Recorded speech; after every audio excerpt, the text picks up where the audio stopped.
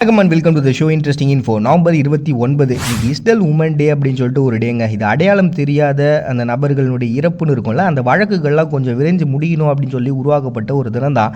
இதுக்கு சுவாரஸ்யமான ஒரு வரலாறு இருக்குது. 1970 நவம்பர் 29 நார்வேல மலை ஏறக்கூடிய ஒரு குழுவை சார்ந்தவங்க ஒரு பெண்ணினுடைய சடலத்தை பார்க்குறாங்க. பக்கத்தில் இருக்கக்கூடிய பெர்கன் காவல் நிலையத்தில் இதை பற்றின இன்ஃபர்மேஷன் கொடுக்க அவங்க போய் பார்க்க அந்த பெண்ணுடைய முன்புறம் முழுக்கும் எரிஞ்சிருக்கு. சரி, இவங்க எப்படி எரிஞ்சாங்க, யாராவது எரிச்சிருக்காங்களா அப்படின்னு சொல்லிட்டு அதை பற்றியான தகவல்களை எடுக்கலான்னு சுற்றி பார்த்தா அதுக்கு இவங்க எரிச்சதுக்கான எந்த விதமான தடையும் அங்கே இல்லை. ஒரு மதுபான பாட்டிலும் ஷூவும் இருக்குது. ஆனால் அது குறித்த எந்த விதமான லீடும் கிடைக்கவும் போகுது. மறுபடியும் அவங்க குழம்ப ஆரம்பிக்கிறாங்க. இவங்களுக்கு 2 நாள் கழிச்சு ஒரு 2 சூட் கேஸ் கிடைக்குது. அந்த சூட் கேஸ்லையும் பார்த்தீங்கன்னா இவங்களை பற்றின எந்த விவரமும் இல்லாமல் இருக்குது. இன்னமும் குழம்ப ஆரம்பிக்கிறாங்க. சரி, இவங்க இந்த கேஸ் எப்படியாவது முடிச்சா அப்படின்னு சொல்லிட்டு எல்லாத்தையும் விசாரிக்கலாம்னு விசாரிச்சப்ப ஒரு பெண்மணி இருந்தாங்க. அவங்க இந்த ஃப்ளமிஷ், ஜெர்மன், ஆங்கிலம் சொல்லிட்டு எல்லா லாங்குவேஜும் பேசக்கூடிய ஒருத்தவங்களா இருந்தாங்கன்னு சொல்லிட்டு அவங்களோட இன்வெஸ்டிகேஷனில் தெரிய வருது. ஆனாலும் இவங்க எங்கேருந்து வந்தாங்க, எதுக்காக வந்தாங்க, இவங்க எப்படி இருப்பாங்கன்ற மாதிரி எந்த இன்ஃபர்மேஷனும் கிடைக்காததுனால சரி இவங்க சூசைட் பண்ணி இறந்துட்டாங்கன்னு சொல்லிட்டு அந்த கேஸையும் க்ளோஸ் பண்ணி முடிச்சிட்டாங்க. கடைசியாக அந்த பிரேத பரிசோதனையில் இவங்க வந்து கார்பன் மோனாக்சைடு விஷவாயு தாக்கி இறந்துட்டாங்கன்னு சொல்லி அதை முடிச்சு வச்சிட்டாங்க. ஆனால் 2016 மறுபடியும் அமெரிக்காவை சார்ந்தவங்க இந்த கேஸை துருவி எடுத்து அவங்களுடைய அந்த சில உடலினுடைய பாகங்கள் இருக்கும்ல, அந்த பாகங்களை வச்சு இவங்க 1930 பிறந்திருக்கலாம், ஒரு 4 வருஷம் முன்னாடி பின்னாடி இருக்கலாம் அப்படின்னு சொல்லிட்டு ஒரு தெளிவுக்கு வராங்க. மறுபடியும் அவங்களுடைய உருவத்தை வரையலான்னு சொல்லி அந்த உருவத்தையும் வரைஞ்சி இந்த மாதிரியான பர்சனை நீங்கள் இதுக்கு முன்னாடி பார்த்துருக்கீங்களான்னு சொல்லிட்டு அந்த தகவல்களை மற்ற எல்லாருக்கும் பரப்பவும் செய்கிறாங்க. ஆனாலும் இவங்க யார் என்ன ஏதுன்றதுக்கான இன்ஃபர்மேஷன் கடைசி வரைக்கும் கிடைக்கவே இல்லைங்க. இந்த மாதிரி உலகம் முழுக்க ஏகப்பட்ட கேசஸ் இருக்குது. இந்த அடையாளம் தெரியாத நபர்களுடைய இறப்பு, அவங்களுடைய வழக்கை பற்றி கொஞ்சம் இன்னமும் நம்ம டீட்டெயிலாக விசாரிக்க வேண்டியிருக்கு, அதை பற்றியான இன்ஃபர்மேஷன் எடுக்க வேண்டியிருக்குன்னு சொல்லிட்டு அதுக்காக ஒரு விரைந்த ஒரு நிகழ்வு நடத்தணும் அப்படின்னு சொல்லி அதுக்கு ஆதரவு தெரிவிக்கக்கூடிய ஒரு நாளாக தான் இந்த பெண்ணினுடைய சடலம் கிடச்சி அந்த 1970 நவம்பர் 29 சூஸ் பண்ணி இன்னைக்கு டிஜிட்டல் உமன் டே அப்படின்னு சொல்லிட்டு ஒரு டேவை அனுசரிக்கிறாங்க. நவம்பர் 29 அடுத்த இன்னைக்கு இன்டர்நேஷனல் ஜாகுவார் டேவை அனுசரிக்கிறாங்க. இந்த ஜாகுவார் அப்படின்றது இன்னைக்கு உலகத்தில் 3வது மிகப்பெரிய பூனை இனம். இதனுடைய தாக்குதலே பார்த்தீங்கன்னா பயங்கர அபரிவிதமான ஒரு பவர்ஃபுல்லாக இருக்கும். ஏன்னா இந்த காதுக்கு பக்கத்தில் இருக்கக்கூடிய அந்த மண்டை ஓட்ட பேஸாக வச்சு தான் அது தாக்குமா. அது டைரெக்டாக மூளையை பாதிக்கிறதுனால ஒரு மிகப்பெரிய பெயினை அந்த விலங்குகளுக்கும் ஏற்படுத்தும். இவ்வளவு பயங்கர பவர்ஃபுல்லான ஒரு அனிமலையே மனித இனம் கொண்டுகிட்டு இருக்கு அப்படின்னு சொல்லிட்டு. ஏன்னா இந்த பனாமா நாட்டை பொறுத்த வரைக்கும் 1998 2014 வரைக்கும் கால்நடைகள் அதிகமாக வேட்டையாடுதுன்னு சொல்லிட்டு இந்த ஜாகுவாரை வேட்டையாட ஆரம்பிச்சிருக்காங்க. இதனால் 230 ஜாகுவார் இறந்து போயிருக்கு. பொலிவியாவில் மட்டும் 2012 2018 இடைப்பட்ட காலத்தில் கிட்டத்தட்ட 857 ஜாகுவாரை சீனாவுக்கு கடத்திருக்கிறாங்களாம். இன்னைக்கு உலகத்திலே பார்த்தீங்கன்னா அர்ஜென்டினா, பொலிவியா, அப்புறம் பிரேசில், சுரினாம், பெருன்னு சொல்லிட்டு கிட்டத்தட்ட 36 பகுதிகள் இந்த ஜாகுவார் இருக்குது. அதில் எல்சால்வேடார், உருகுவே இந்த 2 நாட்டில் முழுசாக இது அழிஞ்சு போச்சுன்னு ஒரு இன்ஃபர்மேஷனு. இன்னொரு பக்கம் இது கடந்த சில ஆண்டுகளில் 20-25% மொத்தமாக அந்த ஜாகுவாருங்க அழிஞ்சினே வருது. அதனால் இது அழியக்கூடிய அச்சுறுத்தல் பட்டியல்களில் வந்திருக்குன்னு சொல்லிட்டு 2018 ஐக்கிய நாடுகள் சபையால் இந்த ஒரு டே சூஸ் பண்ணி இன்னைக்கு இன்டர்நேஷனல் ஜாகுவார் டே அப்படின்னு சொல்லிட்டு ஒரு டேவை அனுசரிக்கிறாங்க நவம்பர் 29. நெக்ஸ்ட் இன்னைக்கு இன்டர்நேஷனல் டே ஃபார் சாலிடரிட்டி பாலஸ்தீனம் பீப்புள் அப்படின்னு சொல்லிட்டு ஒரு டேங்க. இப்போ இந்த வார் நடந்துகிட்டு இருக்குல்ல, அந்த வாருக்கும் இதுக்கும் சம்மந்தம் இருக்குது. 1977 ஐக்கிய நாடுகள் சபையால் இந்த டேட் உருவாக்கப்பட்டுச்சு. காரணம் என்னென்னா 1947 இவங்களுக்கு அந்த சுதந்திரம்ன்றது அந்த அரேபிய பகுதியும் அப்புறம் அந்த இஸ்ரேல் பகுதியும் தனித்தனியாக பிரிச்சுங்கன்னு சொல்லிட்டு பிரிட்டிஷ்காரங்க விட்டு போனாங்க தெரியுங்களா. அந்த சமயத்தில் பிரிட்டிஷ்காரங்க என்ன பண்ணாங்க, ஒரு சட்டத்திட்டங்களை போட்டாங்க. ஆனால் அது என்ன பண்ணிட்டாங்கன்னா அரேபியர்களால் ஏற்றுக்க முடியல. இது ஒரு சுய நிர்ணயமான ஒரு சட்டம் கிடையாது, இது கரெக்டான பிரித்து வைக்கிறதுக்கான ஒரு இதெல்லாம் கிடையாது, இது எங்கள் பிளேஸ் அப்படின்னு சொல்லிட்டு அரபு மறுபடியும் பிரச்சனை பண்ண ஆரம்பிச்சு. அதன் மூலமாக தான் இந்த போருன்றது ஸ்டார்ட் ஆகிருக்குது. ஸோ அந்த போரை வந்து நிறுத்தி மக்களுடைய ஒரு ஒற்றுமையை ஏற்படுத்தணும் அப்படின்ற ஒரு கான்செப்ட்னால தான் 1977 ஐக்கிய நாடுகள் சபை இந்த டேட்டை உருவாக்கியிருக்காங்க.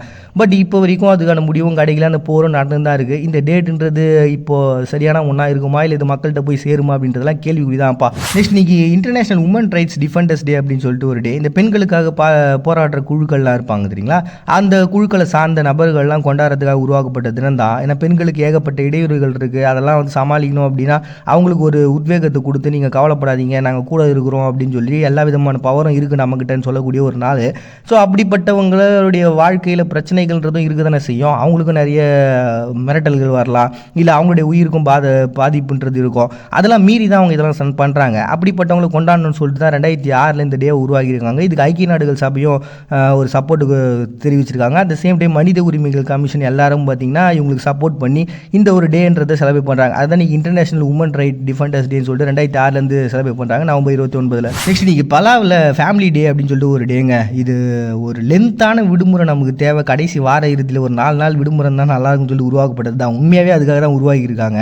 இது தேங்க்ஸ் கிவிங் டே அப்படின்னு சொல்லிட்டு நேற்று நம்ம பார்த்தோம் தெரியுங்களா. இந்த அமெரிக்கர்கள் ஹெல்ப் பண்ணாங்க, பூர்வீக அமெரிக்கர்கள் அப்படின்னு சொல்லிட்டு அந்த ஒரு கான்செப்டோடு சேர்த்து குடும்பம்ன்றது ரொம்ப இம்பார்ட்டன்ட்டு. நமக்கு முன்னாடி இருக்கக்கூடிய மூதாதையர்கள்லாம் நம்ம நல்லபடியாக வளர்த்ததுனால தான் இன்றைக்கி நம்ம இந்த அளவுக்கு வந்துருக்குறோம் அப்படின்னு சொல்லிட்டு அவங்களையும் கொண்டாடுறதுக்காக ஒரு டேவை வச்சுக்கலாம். அப்போ தான் ஒரு லென்த்தாக அந்த டே இருக்கும் அப்படின்னு சொல்லிட்டு. இந்த டேட்டுன்றது மாறிக்கிட்டே தாங்க இருக்கும். சில டைம் 4வது வெள்ளிக்கிழமை அப்படின்னு வர்றது, சில டைம் 3வது வெள்ளிக்கிழமை அப்படின்ட்டு. ஸோ ஒரு சரியான டேட்லாம் கிடையாது. இந்த தேங்க்ஸ் கிவிங் டேவோடு சேர்த்து அந்த வார இறுதி வருது அப்படின்னா அதோடு சேர்த்து இதை அப்படியே செலிப்ரேட் பண்ணிடுறாங்க. அதுதான் இன்றைக்கி பலாவில் ஃபேமிலி டே அப்படின்னு சொல்லி செலிப்ரேட் பண்ணுறாங்க நவம்பர் 29. நெக்ஸ்ட் இன்றைக்கி வில்லியம் டஃப்மேனுடைய பர்த்டேவை செலிப்ரேட் பண்ணுறாங்க லைபீரியா. இது அவங்க நாட்டினுடைய ஒரு சிறந்த ஜனாதிபதியை கொண்டாடுறதுக்கான ஒரு டே தான். 1944 பதவி ஏற்றவர், கடைசி 1971 இறக்குற வரைக்கும் தன்னுடைய பதவியை ஆண்டுகிட்டு இருந்தார். இவர் வெளிநாட்டினுடைய முதலீடுகளை அவங்க நாட்டுக்குள்ளே கொண்டு வந்தார். அது மூலம் உலகத்தினுடைய மிக சிறந்த ஒரு ரப்பர்னுடைய உற்பத்திக்கு அவங்க நாட்டில் முதன்மையாக மாற்றினார். அதே மாதிரி 3வது உலகத்திலே 3வது உற்பத்தியில் இரும்பு தாது உற்பத்தியை அவர் கொண்டு வந்தார். இப்படி அவங்க நாட்டினுடைய ஒரு மிகப்பெரிய பொருளாதார வளர்ச்சிக்கு ரொம்ப இம்பார்ட்டண்டான ஒரு பர்சனாக இருந்தவர் தான் இந்த வில்லியம் டஃப்மேன். அதனால தான் இறக்குற வரைக்கும் அவரை தவிர வேறு யாராலையும் ஆட்சி அமைக்க முடியல. அப்படிப்பட்ட ஒரு ஜனாதிபதியை கொண்டாடக்கூடிய ஒரு நாளாக தான் இன்றைக்கி லைப்ரரியில் வில்லியம் டஃப்மேனுடைய பர்த்டேவை செலிப்ரேட் பண்ணுறாங்க நவம்பர் 29. யூனிட்டி டேவை வனுவாட்டு செலிப்ரேட் பண்ணுறாங்க. இது ரொம்ப இம்பார்ட்டண்டான ஒரு டே தான் அவங்க நாட்டை பொறுத்த வரைக்கும். ஏன்னா இந்த வனுவாட்டு அப்படின்றது கிட்டத்தட்ட 83 தீவுகள் சேர்ந்த ஒரு தீவு கூட்டம் தான். 113 மொழிகள் பேசுகிறாங்க. இது போதாது அவங்க நாட்டில் ஏற்படக்கூடிய பிரச்சனைகளுக்கு. இது எல்லாத்துக்குமே அரசியல் குழப்பங்கள் தான் மிகப்பெரிய காரணம். 1970 நியூ ஐஃப்ரைட்ஸ் அப்படின்னு சொல்லிட்டு ஒரு கட்சியை ஸ்டார்ட் பண்ணுறாங்க. அதுக்கப்புறம் அது வனுவாகு கட்சின்னு சொல்லிட்டு பேரை மாற்றுறாங்க. இங்கிலீஷ் பேசக்கூடிய மக்களுக்குன்னு ஒரு இம்பார்ட்டன்ஸ் கொடுக்குறாங்க. இன்னொரு பக்கம் பிரெஞ்சுக்காரங்க என்ன பண்ணுறாங்க, நிறைய கட்சிகளை உருவாக்குறாங்க. அவங்கள முன்னிலைப்படுத்திக்கணும்னு சொல்லிட்டு அவங்களுடைய கொடியை தலைமையகத்தில் ஏற்றலான்னு ட்ரை பண்ணுறாங்க. அப்போ தான் இந்த ஒரு பெரிய கலவரன்றது ஏற்படுது 1977. அதனால தான் இந்த டேட்டை சூஸ் பண்ணியிருக்காங்க. ஆனால் இது ஒன்று தான் பிரச்சனைனா கண்டிப்பாக கிடையாது. கோகனட் வார்னு சொல்லிட்டு ஒரு வார் வேறு நடந்திருக்கு. அவங்க ஊரில் அந்த தென்னை மரங்களுக்கான குத்தகைன்றது வெளி பகுதியில் இருக்கவங்களுக்கு தான் கொடுக்கக்கூடாது, அது இத்தனை வருஷம் தான் இருக்கணும் அப்படின்னு சொல்லிட்டு அது சார்ந்த ஒரு பிரச்சனை போச்சு. இன்னொரு பக்கம் பார்த்தீங்கன்னா 1996 ராணுவத்துக்கு சரியான சம்பளம் கொடுக்கணும்னு சொல்லிட்டு அவங்களும் ஆட்சி கவிப்பு நடத்தலாம்னு சொல்லிட்டு ஒரு ட்ரையை பண்ணாங்க. அப்புறம் இப்போ கூட பார்த்தீங்கன்னா 2022 ஒரு தேர்தல் நடந்திருக்கு. இப்படி கடைசி வரைக்கும் இப்போ வரைக்குமே கூட பார்த்தீங்கன்னா தேர்தலில் ஏகப்பட்ட குழப்பங்கள்ன்றது அவங்களுக்கு இருந்துகிட்டே இருக்குது. ஒரு சரியான ஒரு சமநிலையான ஒரு ஆட்சின்றது அவங்களுக்கு கிடைக்கவே இல்லைங்க. 1980 அவங்களுக்கு சுதந்திரம் கிடைச்சதுக்கு அப்புறமா அதுக்கு முன்னாடி வரைக்குமே ஒரே எதிரி தான் இருந்திருக்காங்க. சுதந்திரம் கிடைச்சதுக்கு அப்புறம் பார்த்தீங்கன்னா சுற்றி யார் ஆள்றது, யாருக்கு தலைமை பதவி அப்படின்னு சொல்லிட்டு இப்போ வரைக்கும் அரசியல் பிரச்சனைகள் இருந்துகிட்டே இருக்குது. அதனால் இந்த பிரிவுகள்லாம் வச்சு நம்ம இருந்தோம்னா நிச்சயமாக ஒரு நல்ல அரசாங்கத்தை உருவாக முடியாது. தயவு செஞ்சு எல்லாரும் ஒத்துமையாக இருங்கப்பா அப்படின்னு சொல்லக்கூடிய ஒரு நாளாக தான் இன்னைக்கு யூனிட்டி டே அப்படின்னு சொல்லிட்டு வனுவாட்டில் ஒரு டேவை அனுசரிக்கிறாங்க நவம்பர் 29. நெக்ஸ்ட் இன்னைக்கு இண்டிபெண்டன்ஸ் டேவை அல்பேனியா செலிப்ரேட் பண்ணுறாங்க. நேற்று கூட நம்ம இந்த சுதந்திர தினத்தை பார்த்துருப்போம். அது இன்னும் 2 டே அப்படின்னு பார்த்தீங்கன்னா சில நாடுகளில் இந்த 2 சுதந்திர தினம் வரும். நம்ம நேற்று பார்த்தது 1912 ஒட்டமன் பேரரசுலேருந்து இவங்க ஒரு குடியரசு அடைஞ்சாங்க. அதுதான் நம்ம இண்டிபெண்டன்ஸ் டே அப்படின்னு சொல்லிட்டு பார்த்தோம். இது 1943 ஜெர்மனுடைய ஆக்குபையிலேருந்து இவங்களுக்கு கிடைச்ச சுதந்திரம். இதுதான் அவங்களுடைய முழுமையான ஒரு சுதந்திரம் கூட சொல்லலாம். ஏன்னா கடைசியாக கிடைச்ச சுதந்திரம் 1943 ஜெர்மனி இவங்களை ஆக்குபை பண்ணதுக்கு அப்புறமா அதுலேருந்து ஒரு சின்ன சின்ன எதிர்ப்புகள்ன்றது இவங்க நாட்டிலேருந்து கிளம்ப ஆரம்பிச்சுது. இதன் மூலமாக ஒரு தேசிய விடுதலை இராணுவம்ன்றது உருவாக ஆரம்பிச்சு 1944 ஒரு கொரில்லா போரை ஸ்டார்ட் பண்ணுறாங்க. இந்த கொரில்லா போரில் ஒரு பெரிய வெற்றி அடைஞ்சு அவங்களுக்கு சுதந்திரம் கிடைச்சிது. ஆனால் இவங்களுக்கு மட்டும் சுதந்திரம் வாங்கி கொடுக்கல. பக்கத்தில் இருக்கக்கூடிய போஸ்னியா ஹெர்சகோவினா அப்படின்ற பிளேஸுக்கும் மாண்டிக்ரோ அப்படின்ற பிளேஸுக்கும் போயிட்டு அவங்களுடைய சுதந்திரத்துக்கும் போய் ஹெல்ப் பண்ணியிருக்காங்களாம். பெரிய விஷயம் இல்லை. ஸோ அதனால் பார்த்தீங்கன்னா இது ஒரு முக்கியமான ஒரு நாளாக, ஒரு பொது விடுமுறையோட செலிப்ரேட் பண்ணக்கூடிய ஒரு சுதந்திர தினமாக முக்கியமான ஒரு நாளாக அவங்க செலிப்ரேட் பண்ணுகிறாங்க.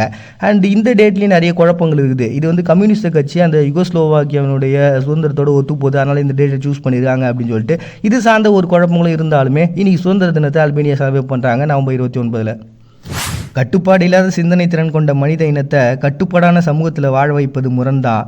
ஏன்னா ஒத்த சிந்தனை கருத்துக்கள் கொண்ட கூட்டத்தின் எழுச்சியால் தான் இன்னைக்கு சட்டங்கள் மாறிக்கிட்டே இருக்குது. மறுபடியும் நாளைக்கு சந்திக்கிறாத நாங்கள் பாண்டிய நீங்கள் பார்த்துட்டு இருக்கீங்க. இந்த நிகழ்ச்சி இன்ட்ரெஸ்டிங் இன்ஃபோ.